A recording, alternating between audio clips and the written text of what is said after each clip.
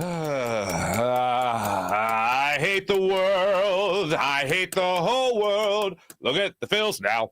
Hi, welcome in. My name is Marc, and I hope that you enjoy this show, and I hope that it gives you a distraction from what the freaking hell we just watched.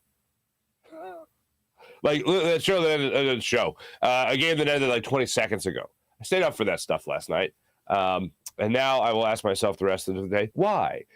Even if it is to talk about it the following day, even if it is just a couple hours later. But welcome into the Farzy Show. My name is Marc Farzy. This is presented by Destination Retirement, destinationretirement.com. And I come to you live from the Steven Singer Studios. Folks, I know everyone was talking about Joe Girardi last night, losing his mind at whatever the hell that play call was by the umpire, whatever that ruling was by the umpire in the fourth inning where Rhys Hoskins was sliding into second, and they called illegal contact or whatever the hell they called. And everything about the play was completely 100% legal. And I think everybody in the stadium knew that play was 1,000% legal. And Joe Girardi, you can see he was upset.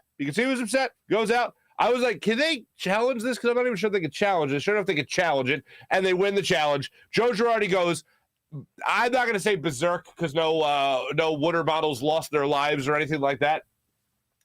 But you could tell he was furious. And he was yelling at the ump about how a Bush League call it was, all that other stuff. Everyone, and Jim Salisbury, who I absolutely love, and he's one of the kindest human beings you could ever meet, Jim Salisbury even tweeted out that Joe Girardi needed to lose his mind. He needs to absolutely lose it there. I thought the same thing, and he kind of did. But I'll tell you the more important time for Joe Girardi to quote-unquote lose it. And it would be a move that I think potentially could buy him some more time as the Phillies manager. When Yari's Familia in the 10th inning failed to cover first base, leading to a throw from Rhys Hoskins that he probably should have just eaten because there's no way they were getting the runner. When Yari's Familia made that play, or failed to make that play rather, Joe Girardi should just have walked out and, get out. You're done. See you later. Keep on walking. Go ahead. You know what? I'll be kind. Take a shower. Then pack your crap. You're out. See you later. You have zero value to this team other than being a body. You can talk about the play of the fourth inning all you want for Joe Girardi to lose it. That's the play Joe Girardi should have absolutely gone bonkers on, to show that he at least had a pulse when it came to his team making mistakes and not potentially an umpire making a mistake. After the game, and I'll let you hear it, Joe Girardi actually said that Yari's Familia had to make that play. Like, it wasn't a matter of, like, him trying to take responsibility. Hey, it's tough. It's a tough game. Baseball's hard, whatever. He didn't say anything like that. He flat out said that Yari's has got to make that play. That, for a lack of focus that this team has, that was an instance where Joe Girardi should have gone out there, and I don't give a damn about public perception. I don't give a damn about, this is a mean manager. I thought we could play for this guy. Well, nobody's playing for him anyway, so it's time to really shake things up. The way you do that is either fire the manager or the manager gets more fiery. Because, as I have sarcastically tagged him and put him on the Titanic a number of times, being like, well, ice is nice. I like ice in my drink, so let's just see where this goes. Like, no, we're done with the optimism. We're done with this has got to turn around. We're done with that. You just completed a month of May. Thank God it's June. Happy June, everybody. You just completed a month of May where you were 10-18. You're now 12 and a half games out of first place on June 1st. If not now, when will you lose your mind on this, Joe Girardi? And I'm not the guy that's always rooting for the coach to go lose his mind and flip out and everything like that. But there's a time and a place for it. The time is now. The place was the 10th inning of last night's game. Yari's Familia, veteran pitcher, can't go over and cover first base. What the hell was he thinking when he saw that ball start bouncing down the first base line? Rhys Hoskins basically fields it deep first base, shallow right field, and has to zip it in there to Yari's Familia to at least have it a chance. And he does it. Run scores 4-3 in favor of the San Francisco Giants. And there were some teases in this game. Teases that would have fooled a lesser man. Didn't fool me. First inning, bases loaded. Ranger Suarez on the mound. Back-to-back strikeouts, gets out of the jam. Oh, okay. Phillies actually score a run. They go up 1-0 in this game. Right? On that play in the fourth inning that I've referenced so many times already. Maybe they're gonna do something. No, they're not gonna do something. Phillies end up forcing extra innings where they only blow it. And Jock Peterson bombs a home run in last night's ball game. A 3-run home run. The Giants went up 1-0 before that on Walton's double. It was, yeah. And then Jock Peterson came up and he was like, "Oh, do you guys think you have hope? Home run, 3-run homer. See you later." And then the ultimate pants situation. Now, I've learned that pants is actually a British term for something that's really good. That was pants, as one British bloke told me. But in this situation, it's the American usage. He got pantsed. Joe Girardi, and I don't fault him for this, put Roman Quinn in the ballgame in the bottom of the 10th inning to be the runner on second base. Alec Boehm kept things going with an RBI single up the middle, which was nice to see, so he forced the 11th inning. Phillies then later get a bases-loaded situation, and who comes to the plate but Roman Quinn? Why did he come to the plate? Because rather than have two runners on for Bryce Harper, he decides to, Gabe Kapler decides to say, "You know what, Bryce, you're presenting too beautifully for me. I'd rather you just trot down the first base line and load the bases. I'd rather face Roman Quinn, who I am pretty sure will present less beautifully." Roman Quinn strikes out to end the ball game. Now, people have argued against this strategy before, but I think if you're going to face a weaker opponent, face the weaker opponent. If you have a bag open, go ahead and do that. And that's exactly what Gabe Kapler did last night. And he pantsed Joe Girardi. Saying, guess what? This is going to come back to bite you in the ass. And it came back to bite him in the ass. I don't fault Joe Girardi for putting Roman Quinn in the game at that point. But, that's the risk reward. That's the risk reward of the situation. This Phillies team, until something drastic happens, will continue down the path that they're going. Turning the calendar page isn't all of a sudden going to make this a team that is going to make the playoffs. I didn't think it would get this bad, but oh my God, you forget to cover first base? Your team's struggling as much as it has been. Worst defensive team in baseball? That was the time for Joe Girardi to lose his mind and try to change things, because the only other change this team can make is moving on from Joe Girardi as a manager. By the way, you're not just going to have my chipper personality today, folks. Oh, no. Devin Caney will be joining the show later on. I told you at the end of yesterday's show that we're going to have Devin Caney on. Tomorrow, Quentin Michael will join the show. Marc, you're going on vacation. You got that wedding in London. How are you doing the show tomorrow? Because I got you. That's how. Quentin Michael. We taped an interview last night. We'll air that tomorrow on the program. So look forward to putting it out there for you. Quentin Michael's always a great time, of course. The Q&A podcast is part of Inside the Birds. So I very much look forward to putting that interview out there for you guys tomorrow. Yes, I do leave for London tonight. My wife and I fly over there for my cousin Christina's wedding. No, not the freaky cousin, you bastards. That's the Polish side of the family. This is the Italian side of the family. My cousin moved over there some years ago. And met a great guy, and they're getting married, and I'm just so happy for her. And I like London. London is it took me a minute to kind of understand the vibe, because when I got there, I was like, I'm in New York. Like I'm in New York. Like, why I could have just gone to New York. It's just New York with different accents. And then I think I might have told you guys this story before. I was at a pub and I walked in, and there's these businessmen, like the suits and stuff and all that, and they have the messenger bags, and it's like a Tuesday afternoon. And these guys were finishing a beer when I got there. And I had 2 beers while I was there. And they were there the entire time. And right before I left, I don't know how many beers they had, but I'm going to say it was at least 5. And they go, all right, let's get back to the office. And I do a terrible English accent, so I'm not going to do one. I'm really tempted to right now, just to show you how terrible it is. But anyway, they go, let's get back to the office and figure this out. I'm like, you guys go back to the office? I'd be like hammered after that. I was like, God bless you. Then I kind of was like, all right, I kind of get it. It's like a real laid back New York. Like, imagine New York, but like the mentality is slower. Like, cutting somebody off on a sidewalk isn't going to cost that person the 3 precious seconds of their life that they need to get to their job or whatever like that. Like, no, everyone's drunk. No, not everybody. But like, that was the kind of thing like, oh, this is definitely not New York. And it kind of changed my perspective from that point on. Walked around, followed basically Anthony Bourdain's footsteps for most of the day. Walked around, loved it. If you have a chance to go to London, it's so unbelievably worth it.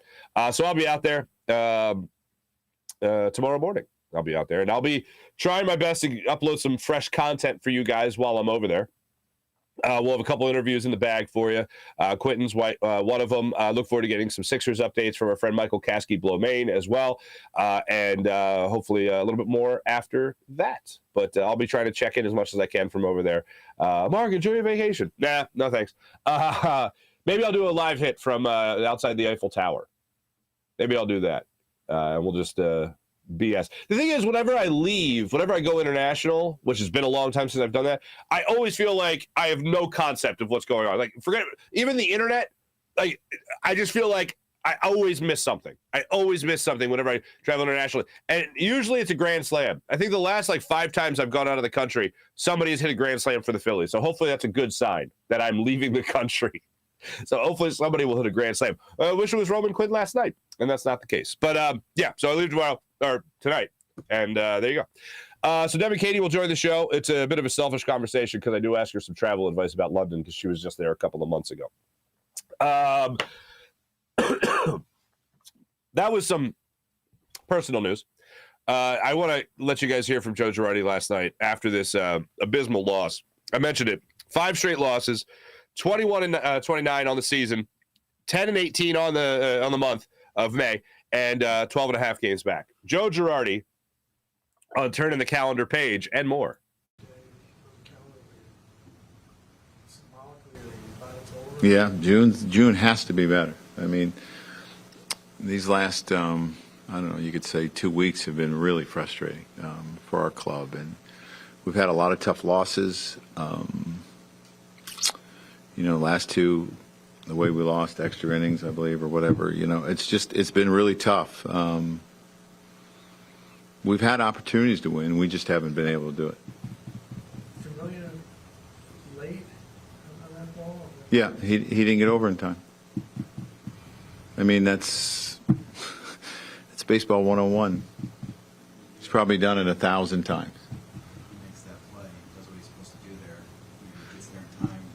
They may not score. Those things are just adding up. Yeah, they do. They add up. In close games, when you don't make the plays you're supposed to make defensively, it usually costs you. And it's cost us a lot recently. Microcosm of the season so far, the way this game played out tonight. Yeah, I think that's fair to say. When he said he didn't make it over there in time, I was surprised because I thought we were going to get some excuse. I thought we were going to get some way to soften the blow. Well, it's a tough play to make. He's a reliever. Sometimes it takes a second for them to get over there. Whatever. No, he was like, yeah, he didn't get over there. And I was like, okay, good for you, Joe. Thank you.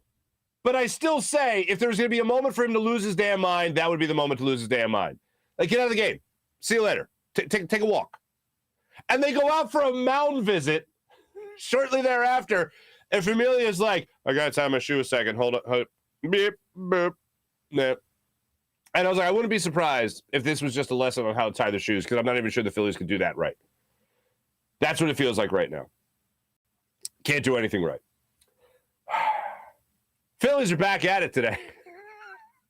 And it's June, so here's to a lovely schedule. Here's to turn to the calendar page being a cure-all for the Philadelphia Phillies.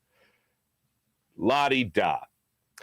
You guys know that I have this warped Family Guy brain and a lot of SNL references from my childhood. I don't know what made me think of this, but the Phillies with the lead.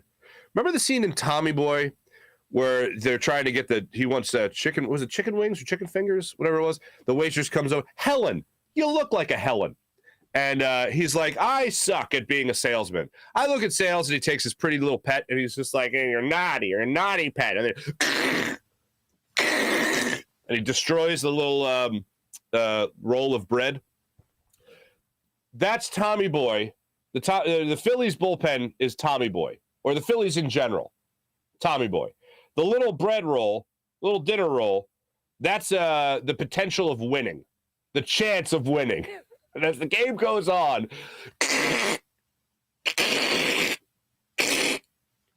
and that's when I blow it.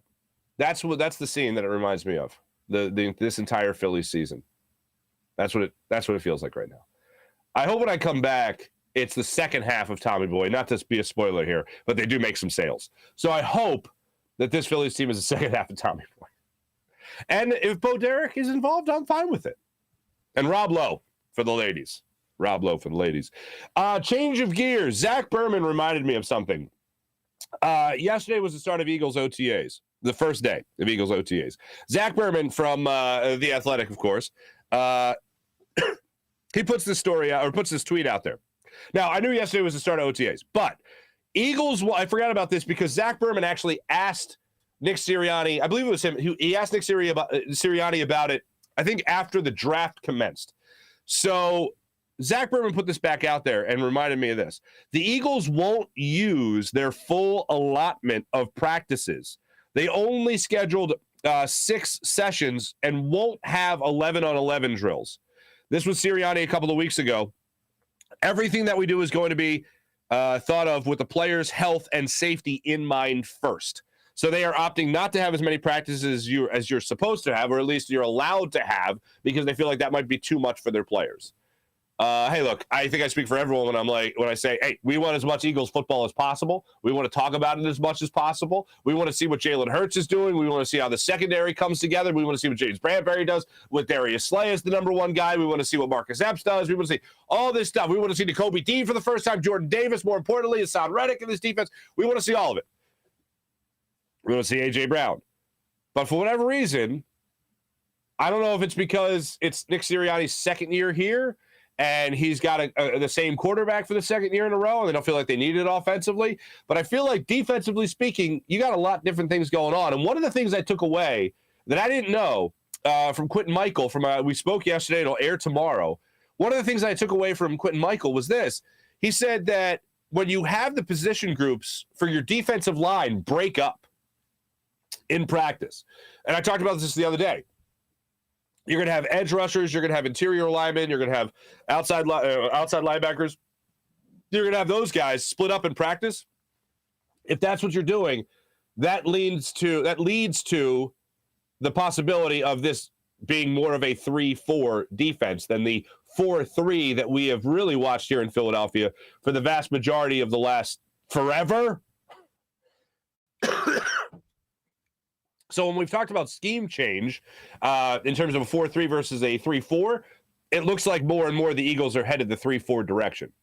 Could be a 3-4 under, something similar that they ran. Oh, God, I know we all think about Chip Kelly in the Chip Kelly era, but let's not forget for a second the defensive coordinator, Billy Davis. That was the last time we really saw a 3-4 here in Philadelphia. They ran like a 3-4 under, and it could be something that the Eagles also do with this defense. So we'll see how that plays out.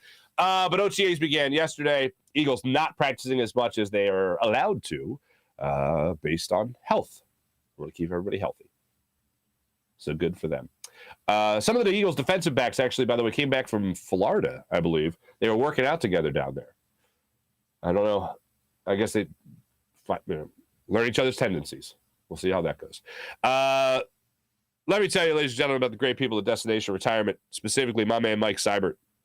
He's a retirement income certified professional at Destination Retirement LLC and a partner of 1847 Financial and an advisor for Eagles, Sixers, and Phillies fans only.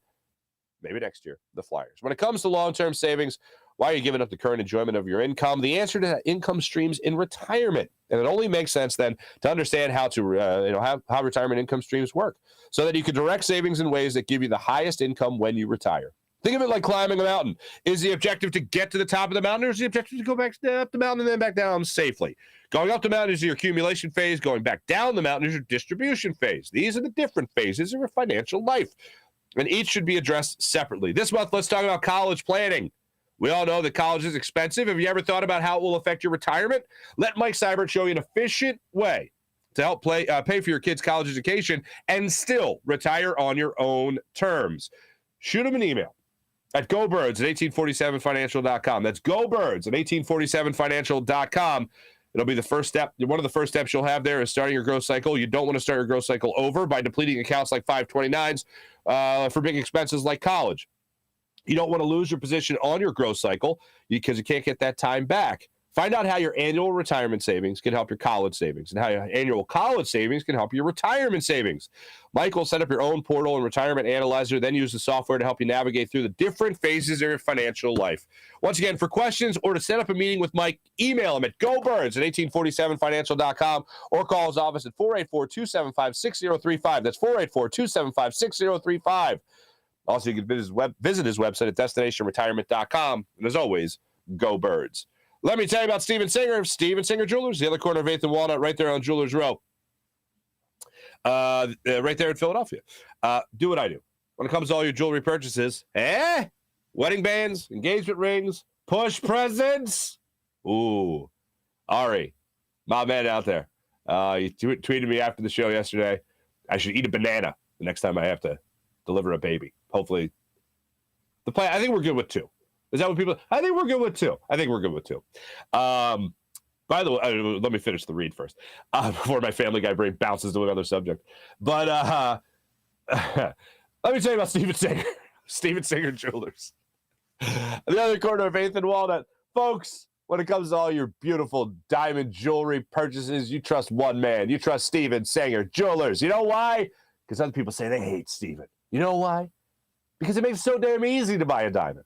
And other jewelers say they hate him because he doesn't mark things way up just to mark him down a couple of bucks in front of you. You walk in the store, it's marked at the perfect price. That's what Steven Singer guarantees every customer. The perfect price every single day at Steven Singer Jewelers. Other jewelers mark things up, mark it down a couple of bucks in front of you because you negotiate. Oh, I'm such a slick negotiator. I got a couple of bucks off. No, don't even worry about that.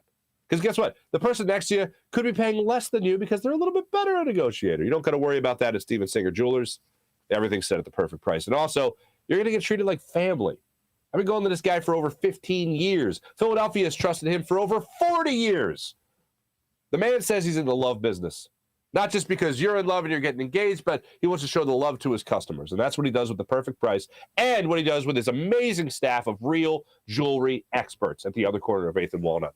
Go to IHateStevenSinger.com right now. Check out all the beautiful inventory. Go on Steven Singer Jewelers at the other corner of 8th and Walnut and see exactly what I'm talking about. You'll experience it for yourself.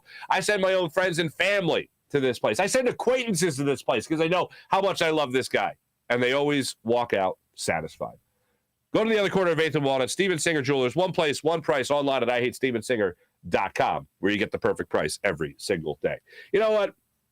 I know I'm just a barrel of peaches. You know what I'm saying? But how about I'll put a bigger smile on your face as we talk all things Philadelphia sports. We cover the whole gambit. We cover chugging beer and birthday cake with my good friend Devin Caney, who joins us on the Rothman Orthopaedics guest line.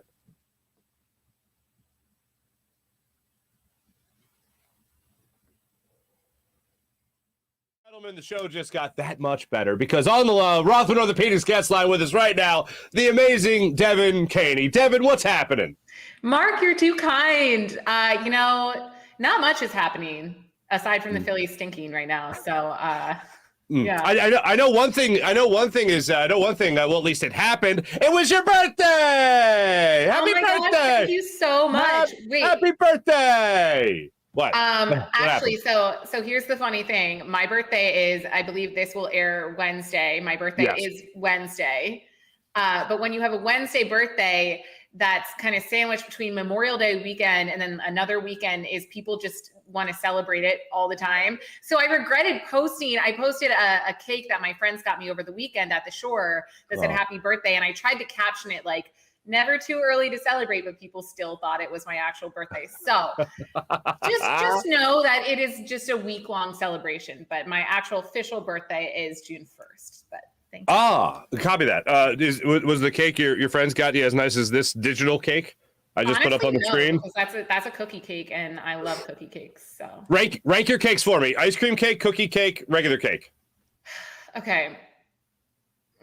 Cookie cake, regular cake, ice cream cake. I'm not an ice cream cake person. I'm an ice cream person. I love ice cream, but ice cream cake is not. It's not my jam. Okay, gotcha. I always asked for the ice cream cake. I was always an ice cream cake kid. I knew you were going to say that. Yeah, you know why? Because I'm efficient. Why am I going to have two things when I can have one? Get back to partying. I respect it. And look, let me say, the cake, if it's like a good cake, I'm giving them advertising right now, but Clay's Bakery it's kind of near Wayne on the main line. It's my spot every year. Got to get the chocolate cake with buttercream icing. Mwah, like really can't beat that. So like that one's definitely number one. But if it's like a basic grocery store cake, then cookie cake for sure. All right, this is so off topic, but I feel like we're about to help a lot of people.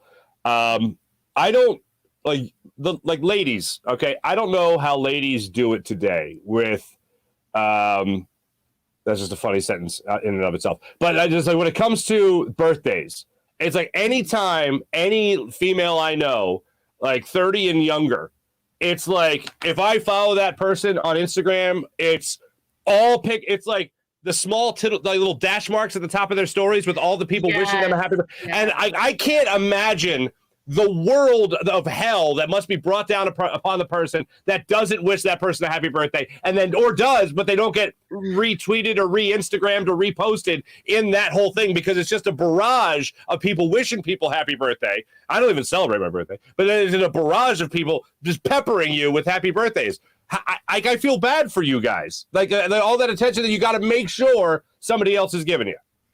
First of all, you don't celebrate your birthday. We're going to have to unpack that one later. But yeah, no, it's a hard thing because I'm not a big Instagram story poster. And I don't know, back in the day, it used to be the Facebook wall. Like everyone would write on your Facebook wall. And I remember I'd like count and I even today, like, even though I am a full blown adult, I don't officially keep tabs, but like, I will remember if a friend who like I would have wished a happy birthday to doesn't say happy birthday to me, whether it's on Instagram, Facebook, or like even just a text.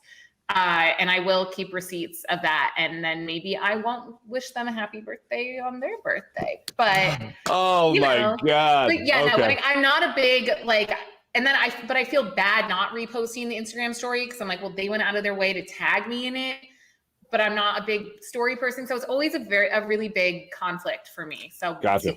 Stay tuned tomorrow to see what my Instagram story looks like. Everybody check out Devin's story. Once again, happy birthday, Devin.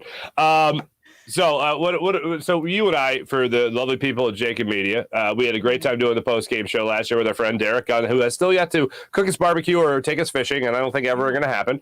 But the Eagles with OTAs going on and everything like that, you and I have always gone back and forth with Jalen Hurts in support. It's like you can compliment him, and then I'll pay a higher compliment, and you'll just be like, no, I'll compliment that compliment, and then you'll go top shelf. When it comes to Jalen Hurts, at this point, with all the weapons that are going to be around him this year, how confident are you, Devin Caney, that he will take that step forward now as year 2 as the Eagles starting quarterback? 70% confident. Okay. 70%. Okay. I think this truly is all on him, which worries me. But Marc, as you mentioned, we always say that one of Jalen Hurts' greatest strengths is his mentality and, his mental toughness. It's like, I'm like, he's mentally tough. You're like, he's mentally on steroids. He's on steroids. And you're like, the strongest man in the world. But he is spraying his brain with deer antler spray. That is how on steroids this guy is. Yes, of course. I'm sorry. Go ahead. But no, I think he's doing the work necessary. First of all, thankfully now has most of the weapons that he needs offensively and defensively for the most part. He's apparently had been training with Tom Brady. He's been training with AJ Brown. He's been putting in the work, working with a quarterback coach. So I think as long as he gets his passing game, I don't want to say like 100% better because I would be shocked if that happened, but even just like 50% better, maybe 50% more accurate, perfecting those deeper throws, then I think Jalen Hurts could have a good season. The thing that worries me is if he doesn't, we're back in the Philly quarterback controversy situation again. And I don't know if I can handle that. Mm-hmm. No, I'm with you. I'm with you. No, I'm with you. See, I embrace those moments.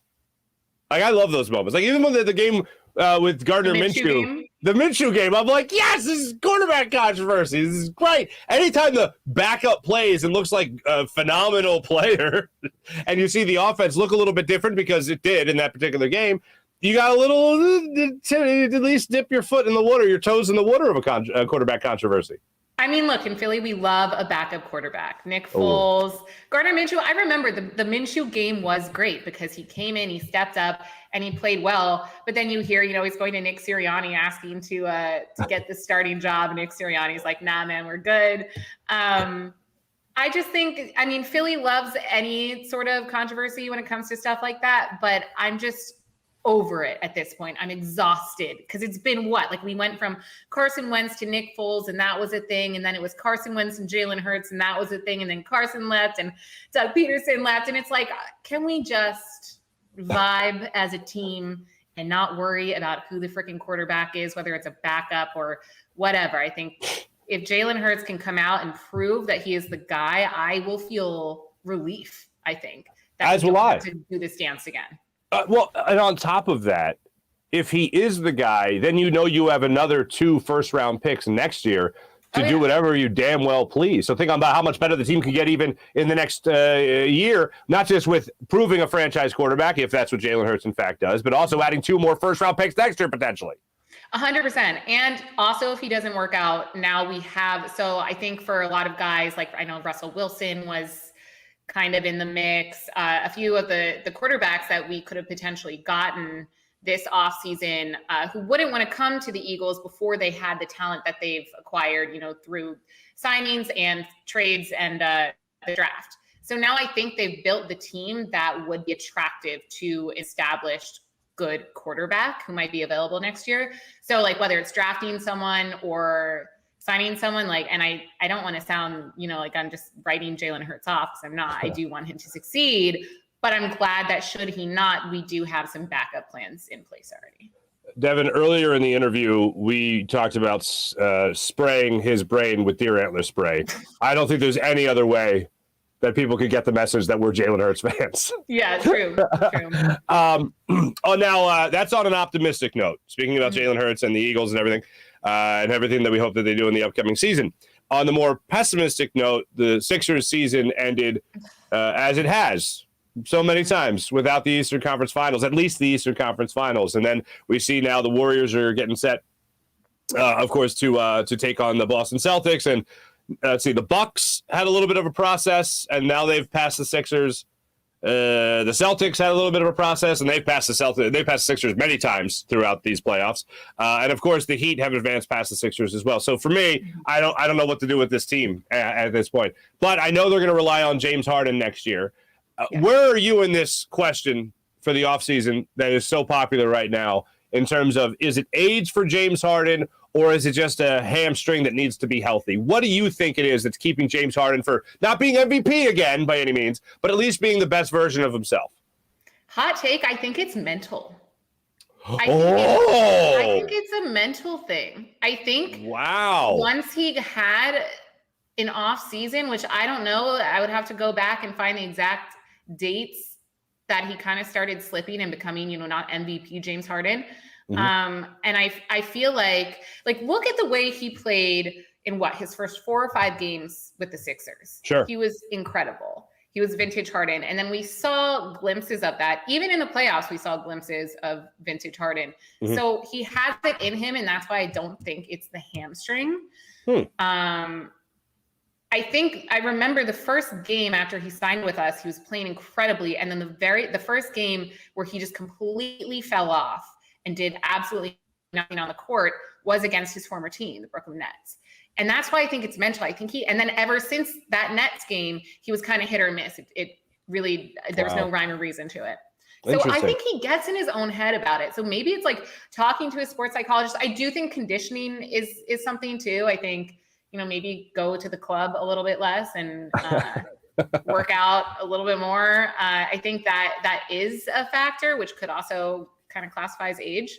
But I think for Harden, it's mental. And I'm not like, I want him to come back. I don't know if I want to give him a super max, but I do want him to come back. So I think for the most part, we are a better team with him. And if he just like Jalen Hurts, if he puts in the work to improve and get back to vintage Harden, I think he'll be okay on the Sixers. All right. Just regardless of what they get back, we'll address that in a second. How heartbroken would you be if Tyrese Maxey was no longer a Sixer next year? I am like speechless, even just trying to think of what I would do. I'm sorry. I just ruined your birthday. Literally, like my birthday, I might never watch the Sixers again if they trade Tyrese Maxey. Why would they ever do that? Do you think they're going to do that? No, I don't. But the name has been dangled out there because, as everyone says, if you're going to get something, you got to give up something. And the most valuable piece right now to the Sixers puzzle, because they're not trading Embiid, and Harden's locked up at $47 million and most likely going to sign again here in Philadelphia. I don't think for a supermax. I think they are going to get a bit of a discount with James Harden because I don't think he wants to go to another team, and I think he thinks he can win here. But like we're talking about Tobias Harris, or we're talking about Matisse Thybulle. All right. Those, like, nobody's chomping at the bit to get either of those two players. They'd be chomping at the bit to get Tyrese Maxey. So that's why the name has at least been out there, especially when it comes to Zach LaVine, which I still don't think would happen. And let me make myself clear. I don't want Tyrese Maxey traded. And even for Bradley Beal, I wouldn't trade Tyrese Maxey. I would Tobias Harris. I would Matisse Thybulle, but I wouldn't trade Tyrese Maxey. Absolutely. Yeah, that's more along the lines of what I'm thinking. Yeah, go ahead. In my opinion, the two untouchable players are Joel Embiid and Tyrese Maxey. Even for Bradley Beal, no way. Tyrese Maxey saved the Sixers countless times this season, especially towards the end of the season in the playoffs. No, protect baby at all costs. And I will say I switched when we were trading, or there were rumors of us trading for Harden. I was very much definitely anti-trading Maxey, but also anti-trading Matisse. And I think I've changed my mind on the Matisse because he fell off at the end of the season. I don't know what happened. It was like the second that they announced he couldn't travel to Canada, he just disappeared. I don't know. It was weird. So seems like a great person, but I would be okay trading him. Definitely Tobias Harris. Even though Tobias did play well in the Heat series and in the playoffs. Yeah, no, I hope he played well enough to warrant a better trade return. How sick is that? That's how I hope it plays out for him. Now, I want to get to something in particular about the Phillies, particularly something that happened at a Phillies game recently. Oh, no. But let's talk about the Phillies themselves for a second here. Oh, do we have to? I have been out on Joe Girardi for a while now, and I think really, as Dave Dombrowski can say anything at once. The bottom line is that Joe Girardi's option is not picked up. So that means right now he's in the final year of his deal. And at the time we tape this, the Phillies are just about to get underway with their second game against Gabe Kapler and the San Francisco Giants. And they're about to take the field. Thank you. Our workout regimen, I can throw my voice to sound like him. We're practically the same person. But when it comes to the current manager of the Phillies, Joe Girardi, do you think his days are just numbered, or do you think the Phillies are going to give him the rest of this year to try to turn things around? It's hard to say. I was actually thinking about this earlier today because that's obviously a big conversation in Philly at the moment, as is the conversation, just to go back to the Sixers for a second, about Doc Rivers, who Sure. I feel like everyone thought even he'd be gone by now, but didn't get the Lakers job. They said in the press conferences that Doc is staying, but they're similar in that they don't know how to close out games, and they're both just blaming. I don't appreciate that. Neither of them have any accountability for being terrible coaches. But a hot take I have, and I will try to explain this. I don't think Doc Rivers should be fired, but I do think Joe Girardi should be. Okay.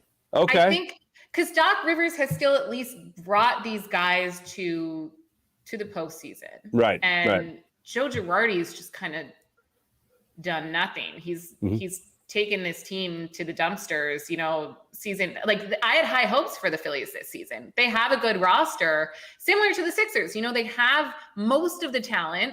So then it's on the coach to kind of capitalize on that. And Joe Girardi seems to be doing nothing with that. So yes, I think he should be fired. I don't know if he will be. I would be surprised if he was during the season. See, it's interesting to me because I agree with what you're saying there. For me, it goes more along the lines of money. Like Doc Rivers still has years left on his contract, and a guy like Joe Girardi is like, hey, are you guys going to pick up that thing where I get a lot more money or not? Where I get a lot more pull in this clubhouse or not? Because that's where I think he's at right now, unfortunately for Joe Girardi. But I think that's what speaks volumes. I think the actions are always what speaks volumes louder than words. And I think right now the Phillies not picking up that just yet, at least, and letting him hang out there on a vine as of right now, a lame duck manager. I think that is what is most threatening to him. Now, I have to ask you this, Devin, because you're just a person with so many damn talents. Have you been shamed for your inability to chug beer? Is that a thing? Is that a thing? Yes, Okay. yes. All right. Yes.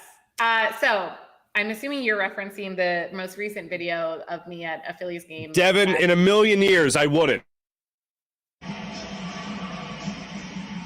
Time now for a Chick-fil-A nugget. May 20th, 2004, Brett Myers becomes the first pitcher to throw a shutout at Citizens Bank Park, flanking the Los Angeles Dodgers. For the people on the podcast, I just showed a video of Devin chugging a beer faster than her friend. I won't say her name. Faster than her friend. Now, previously, you guys were caught on camera as well, and your chugging did not go so well. This time around, the most recent time, I would say it went a lot better. It did. Okay, so full background. The first time was last summer, and they took it's the guys at NBC Philly. They like to just embarrass me whenever I'm at a Phillies game. They're like, "Oh, you're here. We're gonna come get you on camera." And in my head, I'm like, "Oh my god, I'm totally gonna chug a beer."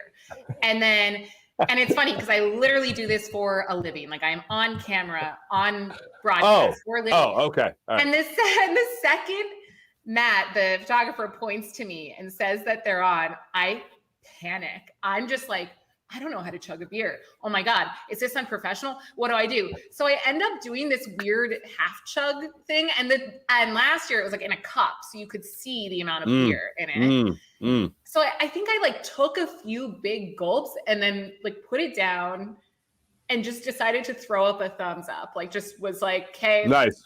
That's the best I got, guys. We're done here. Yeah.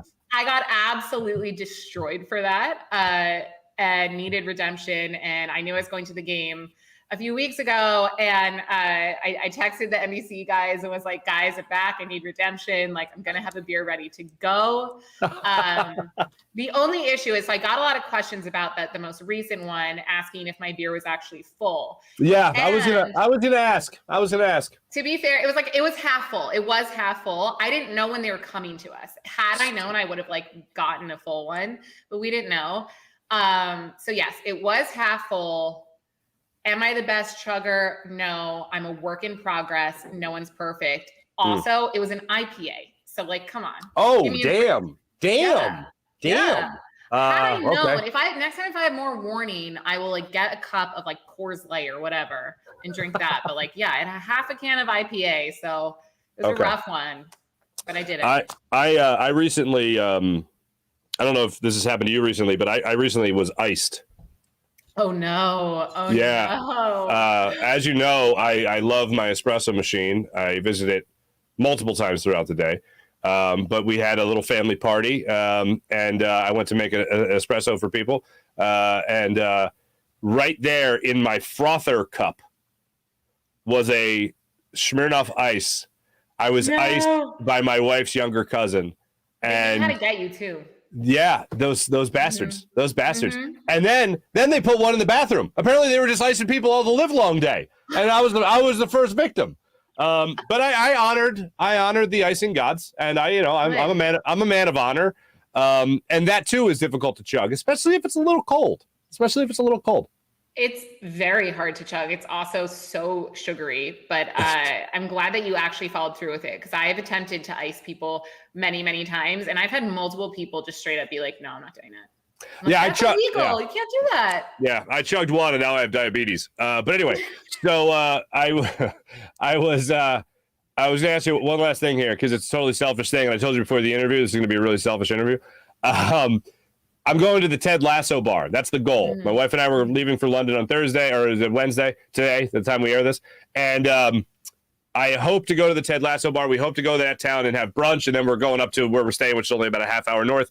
Any advice for hitting? Is it packed, or like is it crowded with tourists now? Is it like, am I doing the faux pas? Like I shouldn't be doing this? Am I going to be the ugly American? Like what's the deal with going over to the Ted Lasso bar? Okay, so when I was there back in March, and it was not crowded at all. So you should be good. Like it's not touristy. And we were talking before coming on here, like Richmond is exactly as Ted Lasso portrays it in the show. Okay. It really is just like a quaint little suburb of West London.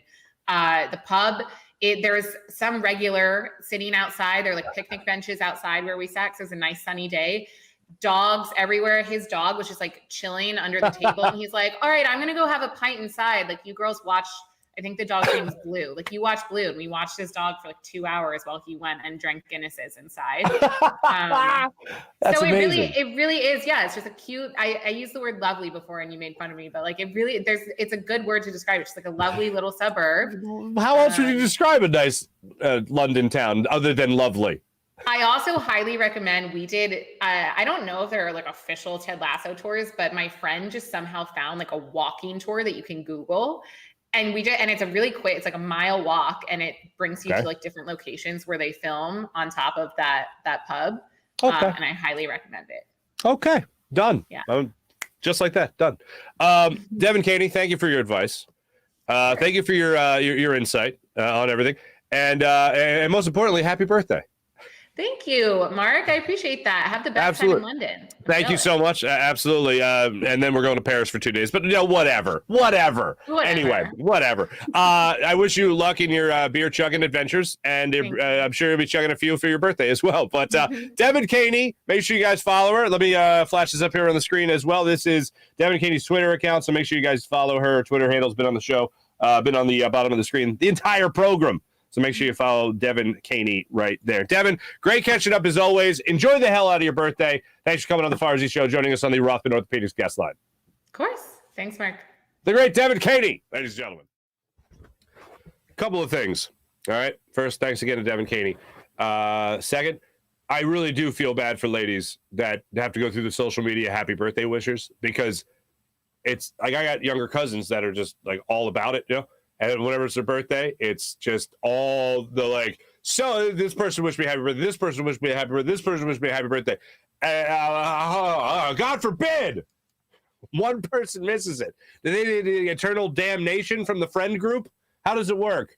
And how well do I have to know you for the obligatory post of happy birthday to you? It's got to be tough being a woman for many, many reasons. This is probably one of the more recent ones you can add to the list. 2, who ices people anymore? The last time I got iced, okay, so my cousin-in-law, Sarah, who's great, who just graduated, she's who we had the big party for a couple of weeks ago in our backyard, where I basically built a anti-rain monstrosity fort in my backyard. She's iced me a couple of times. She loves doing it. I didn't even know she was old enough to know what icing is, but she is. Because I thought icing was from my generation, which I think is what everyone says, but whatever. Except my grandparents. They didn't ice anybody. Trey Thomas iced me once. He iced all of us when we were doing the show at the radio station. And we had the thing. He duct taped ice, smeared off ices to under the console. And at the end of the show, and he's just like, hey, one more thing. Everybody look under your console. And we're like, what? And boom, we got iced. He taped Smirnoff ices to the bottom end of the console. We had to chug them at the end of the show. We had to, because we're gentlemen. We're men of honor, as I've said. And then thirdly, I like that Devin is on board with all of us. It's just like, don't you dare trade Tyrese Maxey. What are you, crazy? I don't even like his name being mentioned. Like, here's what I hate about the way sports are covered nowadays. There'll be a big headline, Sixers, it'll say something like, Sixers dangling Maxey. And it'll be like, you read the story, and it's not that at all. It's one guy who was a guest on some radio show that said, well, if I'm the Sixers, I'm trading for Tyrese Maxey. It's not, well, I was talking to the Sixers, and a source close to the situation says that Tyrese Maxey is very much on the trading block. It drives me crazy. Meanwhile, they've already got my click, those bastards. And that's how it works. I hate it. I absolutely hate that. We actually... we had a headline on this show, because I don't write the headlines, that I was like, guys, can we just at least change that a little bit? Because that might be a little too what I just described. And nobody likes that. And we did, because we're men of honor on this program. And ladies, because Devin was just on. But thanks to Devin Caney for joining the show. We appreciate that. Oh, Mally remembers that episode with Trey. That was a fun show. More on that later, by the way, because as some of you know, some news happened. Let me tell you right now, though, about the people that bring us our fine guests every day. And that's our friends at Rothman Orthopaedics. Hey, remember the old you? The one that didn't have to put up with a fickle knee, a finicky hip, or a shoulder that no longer does what a shoulder should do? Well, how about this? The Rothman approach to orthopedics is here to get you back to being you. Back to running, walking, working, playing, back to everything. Back to living your life the way you want. With same-day appointments available, you can start today at RothmanOrtho.com. That's RothmanOrtho.com. Rothman Orthopaedics, the official orthopedic partner of the Phillies, Eagles, and Sixers. That's RothmanOrtho.com. How about the amazing people at Windview? Jeez, Louise. The V is throwing me off. Versus Game. How about the people at Versus Game? Our new gaming app here on the Farzy Show. They do an incredible job. Our first question, who will be higher in the standings by the end of May, pretty much? The Phillies or the Marlins? The Phillies won that one. Our most recent question that's up there right now with Versus Game, will Joe Girardi make it past Sunday as the Phillies manager? Will the current manager of the Phillies, Joe Girardi, make it past Sunday? On Versus Game, will he make it past Sunday, June 5th at 11:59 p.m. as the Phillies skipper? Download the Versus Game app to your phone right now. Look for this logo that I'm putting up on the screen, this teal and the dark orange / light red logo, circular V. Download that to your phone right now and let me know. Follow at Farzy Show. Go ahead and take your pick. Yes, he will still be the manager. No, he will be removed as the Phillies manager. Download the Versus Game app to your phone right now and have yourself a good time. Let me tell you about Freestone Farm CBD, guys. So happy to have this partner of the Farzy Show, because I know a lot of people in my audience, they really enjoy the CBD. Well, how about enjoying some FreestoneFarmCBD.com, and how about doing it for 20% off? That's right, 20% off when you use promo code Farzy upon checkout. 20% off your CBD from FreestoneFarmCBD.com. You'll love their menu as well. Go to FreestoneFarmCBD.com right now. The menu is something that you'll absolutely have to check out, with strains like their insane tropical tasting Bayox that clocks in at a chart-topping 24.1%. And how about that super CBD, which is half Hindu Kush, at 21%. The genetics of these guys, oof, they don't get any better. They also grow their premium hemp flower in the Garden State, so you know you're getting that good. Good is a phrase I just coined just now.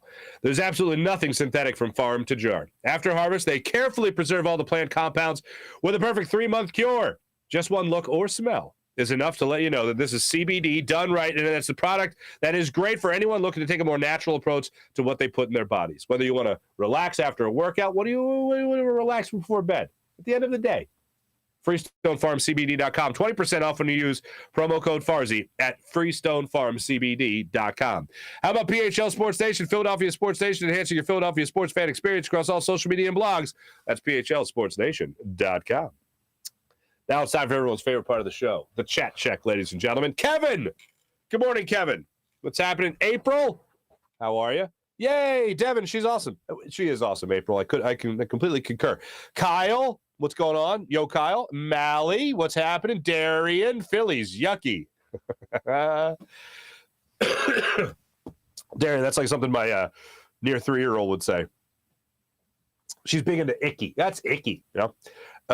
Mickey Diaz, what's up, buddy? Good morning, everyone. Excited about any Sixers news? Let's go. Here's what I find interesting about the Sixers most recently, and I think it was Tim Bontemps that put it out there.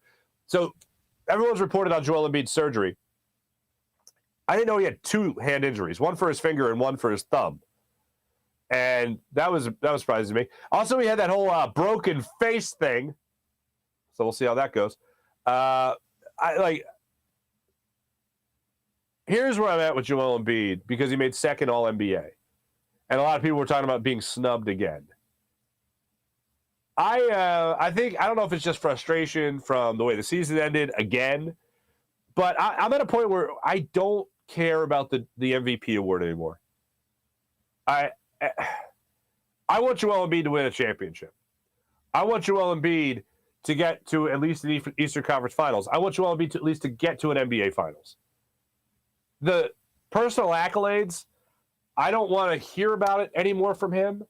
Whether it's Defensive Player of the Year, whether it's MVP, I don't give a damn. Go win playoff MVP, which is the new award they have out now. Go do that before anything else. I'd rather you win that MVP. I'd rather you win a championship. But the personal awards, I don't.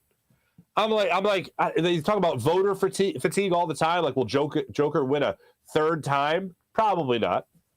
But I got fatigue about bitching about the MVP award. I'm at a point now where it's like, dude, just go win, man. Go out there and win. And I know you played with a broken face and 2 injuries in your hand, and you just came off of a concussion and all that stuff, and you still played, and that was great, and I love that and admire that about Joel Embiid. But just win, baby. Winning is hard, according to Doc Rivers. Yeah, just go win anyway. That's all I'm worried about right now. So yeah, that's my exciting Sixers news, Mickey. Sorry, I didn't have any better news. Good morning again, Kevin, Mally, April. PJ in the chat was in Florida. The poor bastard. And not Miami. He was in Florida, if you know what I'm saying. John Cheeseborough, what's up, buddy? Mally, nice to see you again, by the way. Is Dombrowski really willing to sacrifice the season then to make a change mid-season? It appears so. John Cheeseborough, Rhys makes 2 really good defensive plays, and it's blown. Familia sucks out loud, and it's tough to watch. I don't disagree. Ownership has to intervene, Mickey. Like, what else do you do with this? We've done what the fans want, and we've spent over the luxury tax. And this is the product?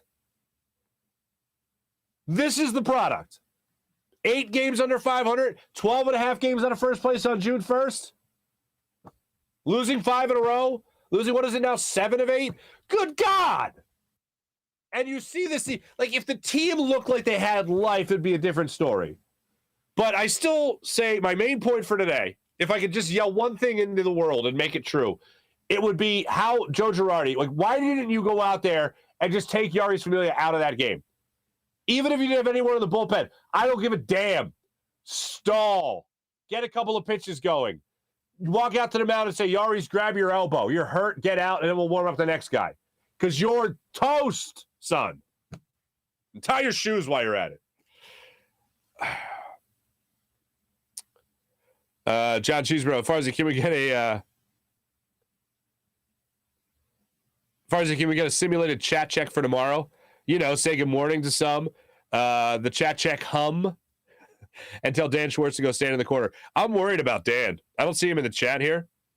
And I'm going to retweet right now what Dan was tweeting me after the game. And it's tough. It's tough.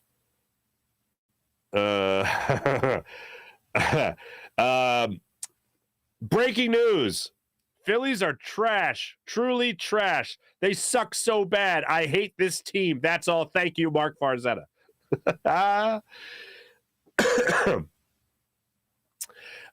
He also said, for being the best lineup since 2008 or the best lineup ever, this team has zero, zilch, nada clutch hitting. Even if / when they win, this team is just painful to watch. It's some boring ass baseball, just awful. And I don't see Dan in the chat today. So wish you well, Dan. Tyvita, what's up, Tyvita? What's popping? Kyle, showbiz is weird. I think a producer episode credits are nonsense.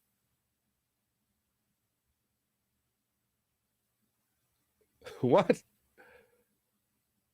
Wait, showbiz is weird. I think producer and episode credits are nonsense.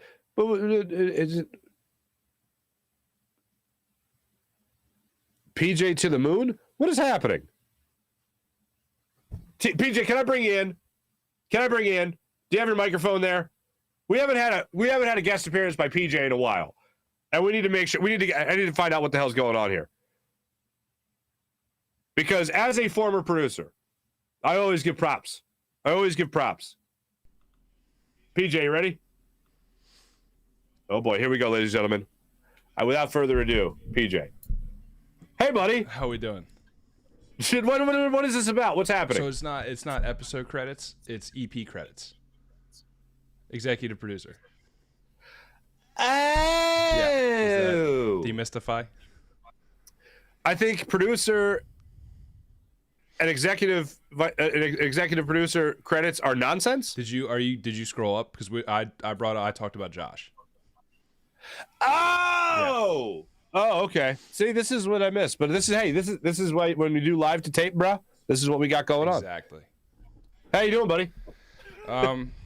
My legs are finally stretched back out. So okay, so as you guys know, I've said this many times. PJ is 7'2", and he had to be on a puddle jumper for his flight. I didn't know they did puddle jumpers from Philly to Florida. I've only been on them. Yeah, I've only been on them for like 20 to 40-minute flights. And you're on one for 2.5 hours? Yeah. Well, you know what? I'll take one from Philly to Pensacola over one from Detroit to Green Bay. Hey, they got good cookies on that flight. I'll tell you right now. I'm sure good they cookies. Peach, thanks, buddy.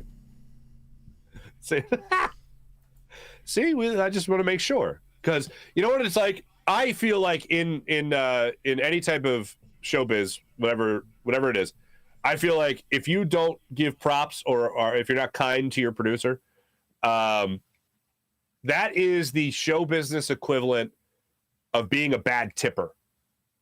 Like, that's death. Like, I would never, ever not tip someone or tip a lousy tip. Never. Ever. And if there's a sticky situation, like for instance, we had the baptism for my kids over the weekend. We had a big thing. The gratuity was included. I tipped on top of the included gratuity. You know why? Because the worst thing in regular world is being a bad tipper. And plus the server was really good. It was one young lady for like 40 people. Like, come on. What am I going to do here? Not tip? What's the matter? Marc comparing the Phillies to a Family Guy scene is too funny. Y'all can't say them Freestone Farms don't work. Mally? You know what I'm saying? Okay, I see, Kyle. I see where you're going here with the Buzz Sports and Entertainment. Yeah, that's Josh Weinfeld. That's the show he runs, Bo. PJ is the reason, Mally. Alyssa! Hello! Real time. All producers matter. God bless you.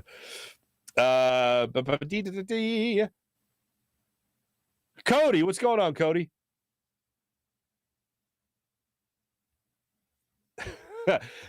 Kyle, so what's your company called, PJ? Mally chimes in. PJ's company is called I Make People Famous Entertainment. Baba Boucher. Mama said PJ makes the world go round. Baba Boucher, you are correct.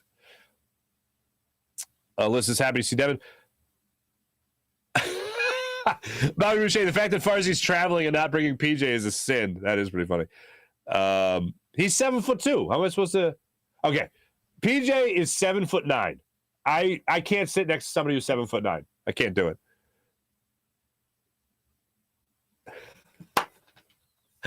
I did call PJ a mutant once. All right, because he's tall as hell. What else am I supposed to call someone who is 8'5"? Come on. If you're not a mutant, that's a compliment. Brian King, what's up, bud? Nice to see you again.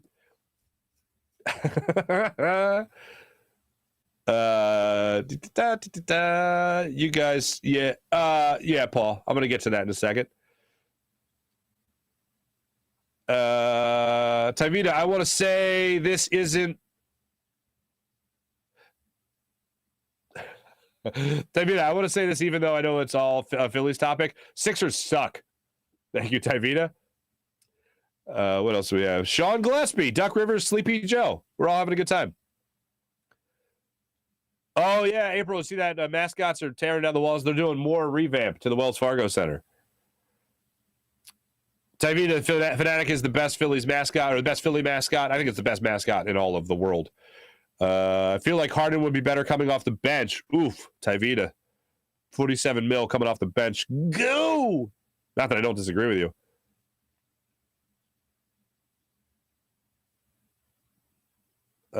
Mike Williams.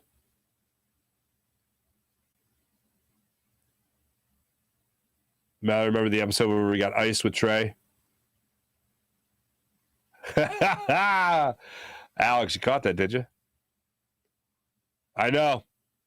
Got to keep the sponsors straight. You know who wouldn't do that, PJ? When you're 9'1", you have all the area to store proper reads. I'm merely 5'11 and a half, and even though one doctor said I was 6 foot, so let's go with that. Farzy has his always be closing shirt on. I do love this. I love this color blue. I love this shade of blue. Yeah, real time. PJ is 9'8". Arm Zebra 80. I really stayed and watched the Phillies game last night. God bless you, Arm. Harden off the bench, says real time. Harden off the bench. When my bacon cooks itself, that will happen. I agree.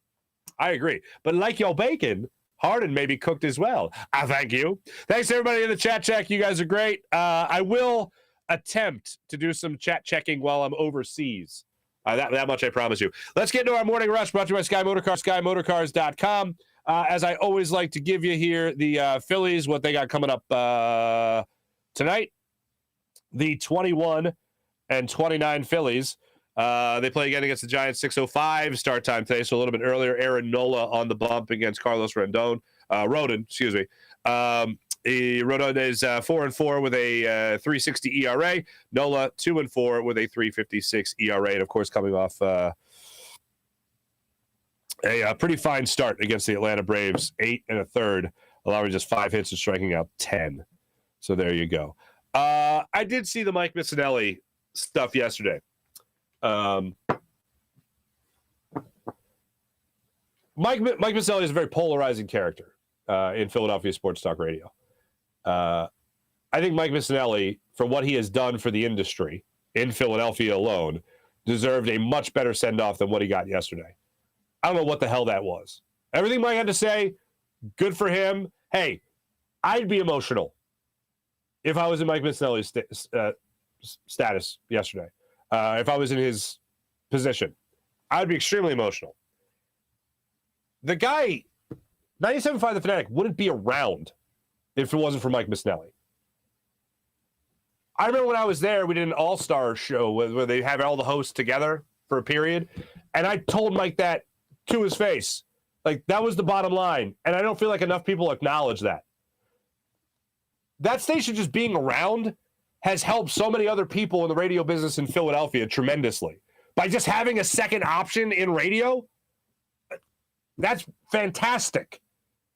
Because what happens is a lot of these media companies buy other stations, and when they buy those other stations, it's not like you're just losing one job. When you lose a job, you're losing all these other jobs too, because you're not getting hired by the same company. So when these big takeovers have happened over the years, jobs get dwindled. Now, fortunately, because of digital media, someone like me, for instance, can just hire themselves and do whatever the hell they want. And that's pretty awesome. And this show's been really good to me.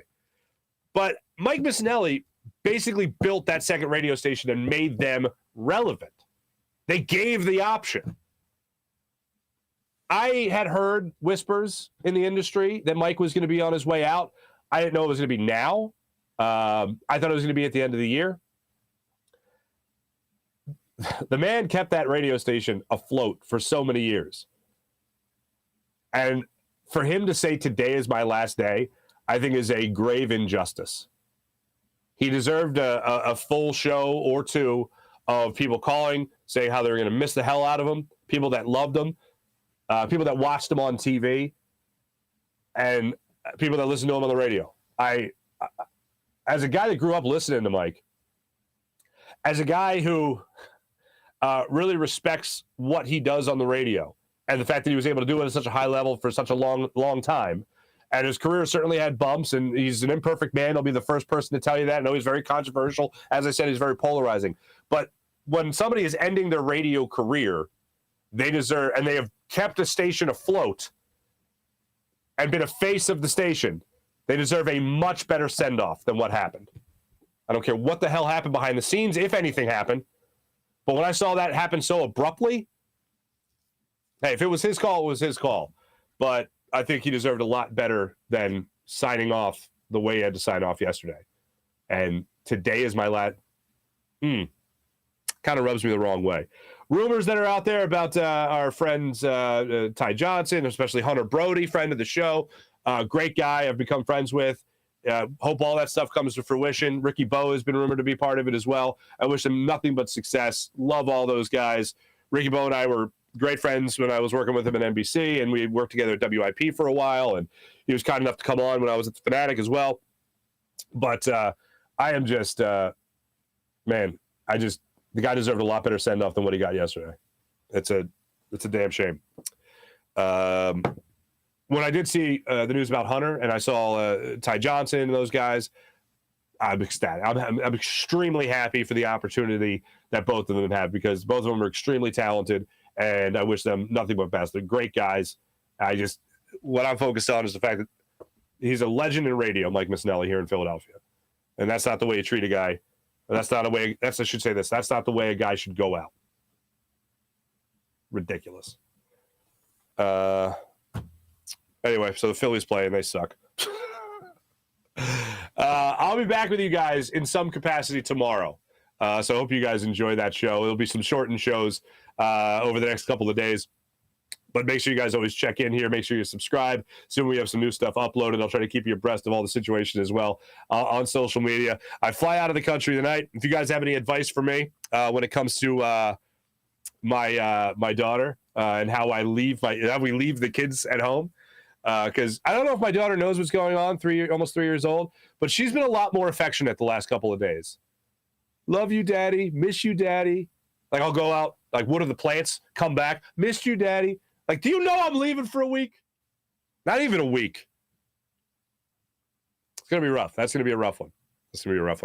Have a great rest of your day, everybody. Hope you and rest of your week. I'll be back with live shows pending me feeling like crap from the flight or anything like that. Be back with live shows on Wednesday next week. We fly back Tuesday.